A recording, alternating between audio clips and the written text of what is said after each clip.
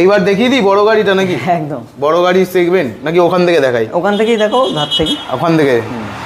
এইটা তো আমার একটা গিফট করলে কেউ হয়। তো এটা হচ্ছে ডিউক 250। একদম কত সালে আছে? 2020 গাড়ি। 2020 BS6 মডেল। এটা চলা আছে সম্ভবত 14,000 কিলোমিটার।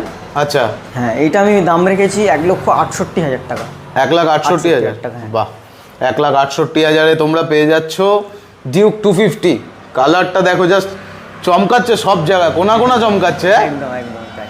তারপরেই ডিউক 250 এটা আছে 1 মাস কম 2021। দু রকমের অপশন আছে তাহলে? একদম একদম, কালারের অপশন আপনারা পেয়ে যাবেন এখানে। 1 মাস কম 2021 গাড়ি আছে। আচ্ছা। 12,000 কিলোমিটার চলা আছে।